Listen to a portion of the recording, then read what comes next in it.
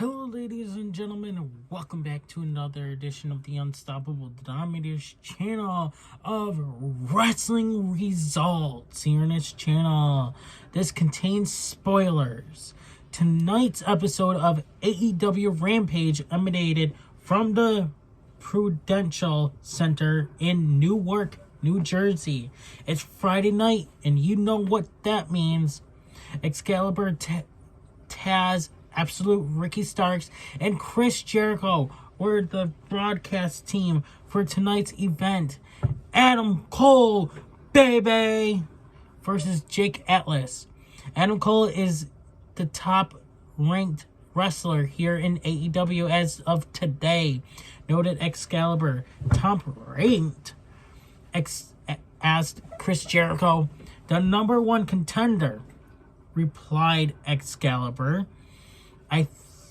I like the look of this Jake Atlas, and I like the reputation that Jake Atlas brings to the AEW, added Jericho.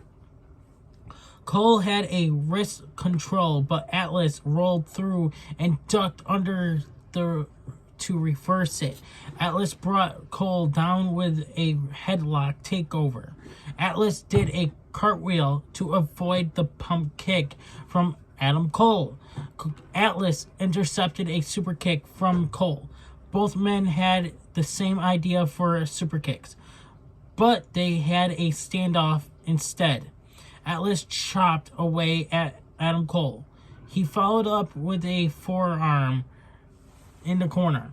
Cole shoved Atlas off the top turnbuckle and sent him crashing down hard on the arena floor. It looks like Atlas hit the edge of the apron there, said Ricky Starks. Adam Cole, baby, met Atlas outside and rammed him into the steel ring post. Cole pulled Atlas into the ring and landed right hands on the side of Atlas' head. Atlas returned fire when he blasted Cole with a stiff rolling elbow. Atlas hit a springboard, but Cole countered with a backstabber and then hit the double biceps pose. There's a lot of Shawn Michaels in him. You can see it in the way he moves, said Jericho as of Adam Cole. Jake Atlas battled back to his base and connected with a stellar hurricanrana on Cole. Jake kept the momentum with a beautiful baseball slide on Adam Cole, baby. Jake capped off the sequence with a top suicida, which catapulted Cole into the barricade. Atlas springboarded with a shotgun drop kick at Cole for a near fall. Cole rallied back with a pump kick and then a wicked neckbreaker. Give some credit right there to Jake Atlas for kicking out, said Taz. Atlas intercepted another kick from Cole and answered with a thrust kick of his own. Atlas rip-corded Cole around. Cole came back with a brainbuster on the knee for a near fall. It looked vicious right on the back of Atlas' skull, said Jericho.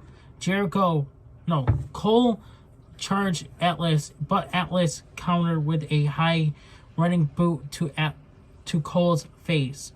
Atlas powerbombed Cole and then almost scored the upset. Atlas attempted the springboard again, but Cole super kicked Atlas in the knee. Atlas is holding his knee, said Taz. Cole was trying to go for the Panama Sunrise, but Atlas collapsed to the mat. Cole improvised and grabbing a knee bar, forcing Atlas to tap out. Wow, Adam Cole proving how versatile he is, picking up the victory, added Excalibur. Red Dragon, Bobby Fish, and Kyle O'Reilly came out to the ring to congratulate Adam Cole and celebrate. It looks like Jake Atlas has a real problem with that knee, said Jericho. Cole grabbed a mic and said, "Happy New Year, Jake Atlas, because in about 1 minute, congratulations, you earned another ass whooping," said Cole, as he and Red Dragon surrounded Atlas. Freshly squeezed, Orange Cassidy music hit. Yay! Now we get to see pockets, hands in pockets. Yay! Orange Cassidy walked out on the ramp. Orange pulled a steel chair out of his jean pocket. Oh, steel chain, sorry. And wrapped it around his fist. Orange walked down to the ring, and Chuck Taylor and Wheeler Yuta followed him. Adam Cole and Red Dragon retreated. Orange Cassidy has not forgotten what Adam Cole and Bobby Fish and Kyle O'Reilly have done to him. Chuck Taylor and Wheeler Yuta have his back. Cassidy with a chain wrapped around his hand, but it looks like he'll have to wait for revenge, said Excalibur. Excalibur announced that TNT champion, the American Nightmare, Cody Rhodes, has not been medically cleared to compete for Saturday night title defense against Spanish God Sammy Guevara at Battle of the Belts. Of course, because he's a pussy. Cody Rhodes doesn't want to defend it because he puts himself over, and that's reason why the fans hate him. And that's the reason why I hate people who put themselves over all the time. Like Grimm's Toy Show Wrestling, the owner of that. Because he got 4 wrestling belts, guys. 4 wrestling belts. If you guys haven't watched GTS Wrestling, go take a look and see what I mean. Because he's got 4 championship belts. He puts himself all over himself. There was old wrestlers been on that show for a longest time, and you don't see them anymore because of him. Because he always puts himself over. 4 championships on his waist or on his freaking shoulders.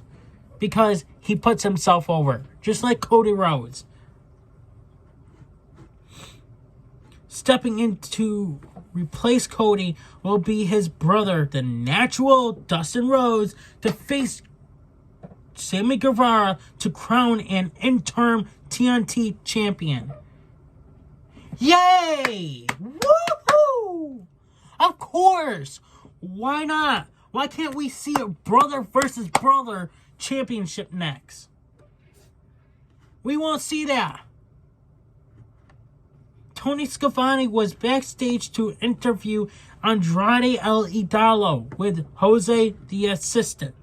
Schiavone asked why last week on Rampage, Andrade El Idolo distracted Sting and Darby Allin so the Acclaim could attack them behind. Andrade El Idolo, first, the problem is not with Mr. Sting. My question is, why does little kid work for Sting? Schiavone said, Darby Allin does not work for Sting. They are friends. Andrade El Idolo, I'm so busy. And Jose, too. We need a new assistant. So, Mr. Sting, name your praise for this little kid. Schiavone said, I'm sure Sting and Darby Allin will not want to hear this at all. Hook versus Aaron Solo with QT Marshall.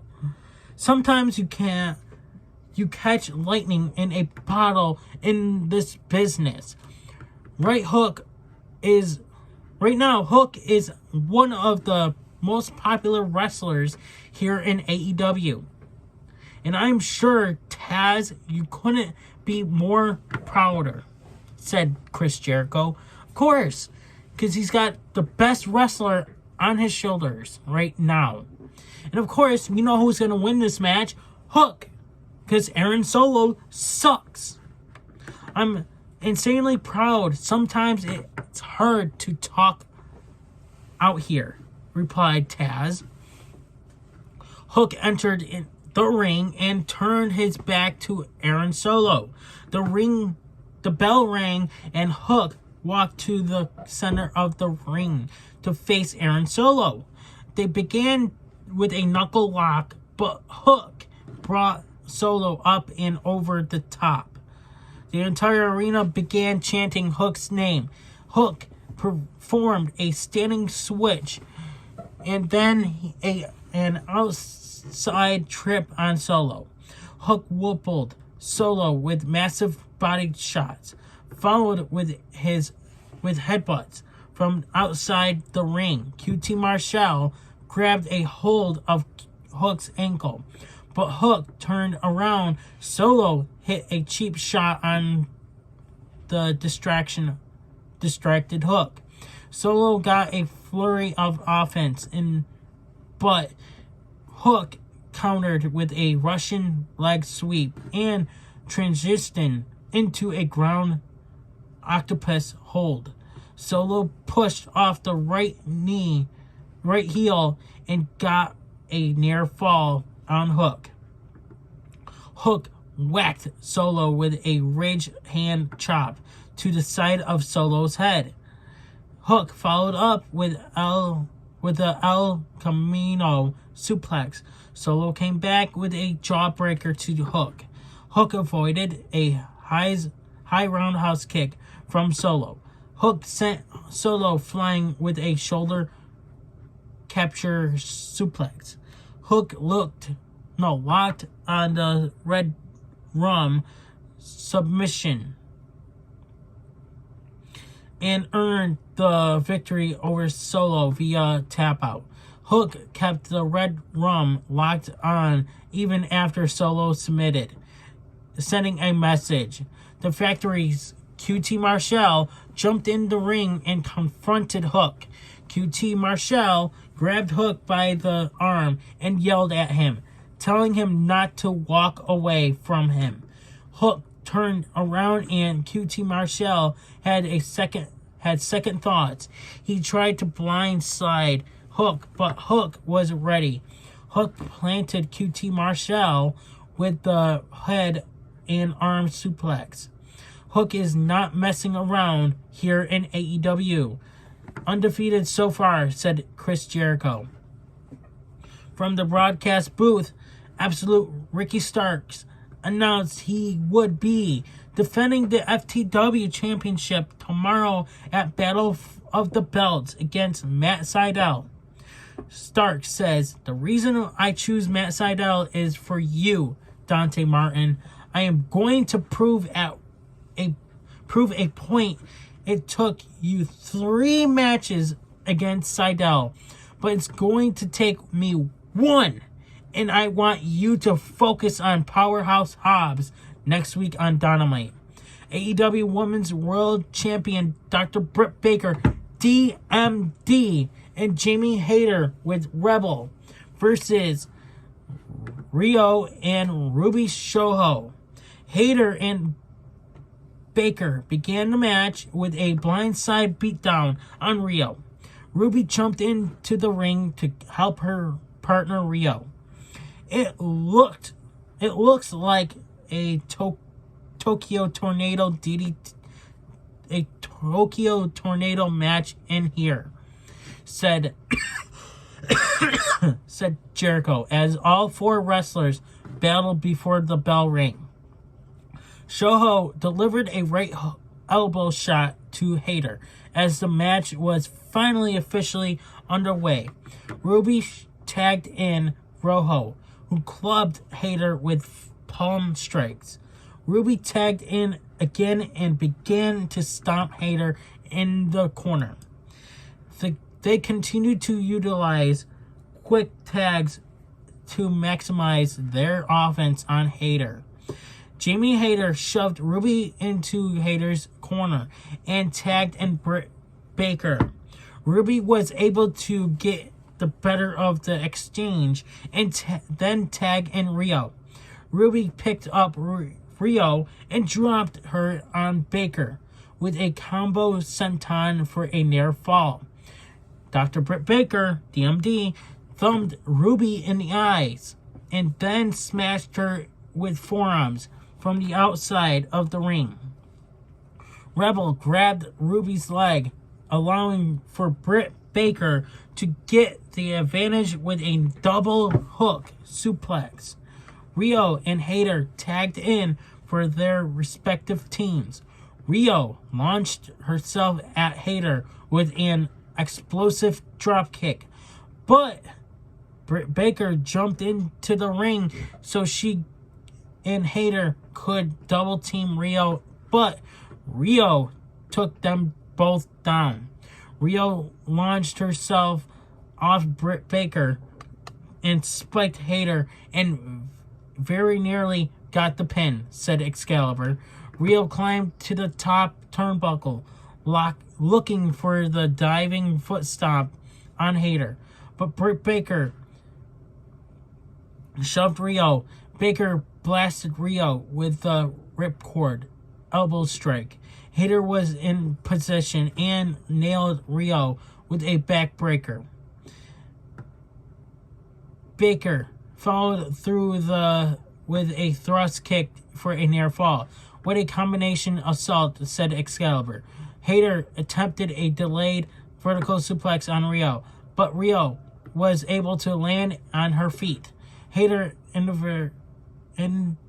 inadvertently hit Baker with a forearm. Rio rolled up Hayter and pinned her. Dr. Britt Baker has still never defeated Rio in her career. Will that be the story tomorrow night at Battle of the Belts? Wondered Excalibur. Now your main event time. No DQ, no rules, no holds barred match.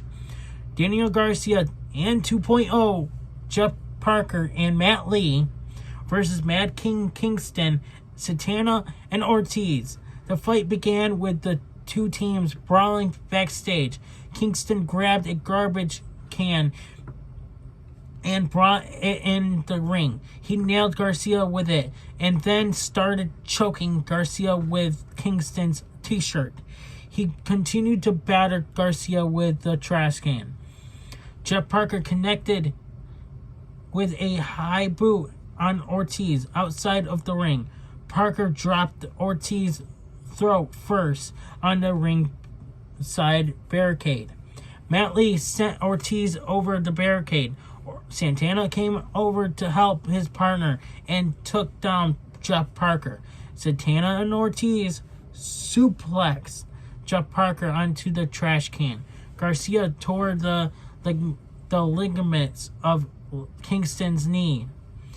Garcia manipulated the knee of Kingston outside the ring. Ortiz and Santana pancaked Lee in the ring. Jeff Parker speared Santana. Garcia rolled up Ortiz with a handful of trunks for a near fall. It's all legal. There's no disqualification, no rules, no holds barred, said Taz. Ortiz rolled through with a clothesline and back elbows to Daniel Garcia. He dropped Garcia with a leg lariat. Kingston hobbled into the ring and sent Garcia soaring with an exploder suplex. Santana smashed Garcia with a frog splash for a near fall. Matt Lee threw powder in the face of Santana and then DDT'd him. This thing is wicked. It's a rampage on rampage, said Taz. Matt Lee DDT'd Ortiz this time. Daniel Garcia brought the timekeeper's ring bell into the ring. 2.0 hoisted up Kingston so Garcia could ram him with the ring bell. Eddie Kingston just got cracked in the skull by that ring bell, said Excalibur. Garcia went for the cover on Kingston, but Kingston showed his fighting spirit and somehow managed to kick out. 2.0 and Daniel Garcia's triple suplex Kingston through the timekeeper's table. Garcia ran and jumped off the ring steps in Santana, but Santana countered by swinging the steel chair at him. Santana smacked Jeff Parker with the chair. Santana is a man possessed, said Excalibur. Santana wobbled Parker with chair right across the spine.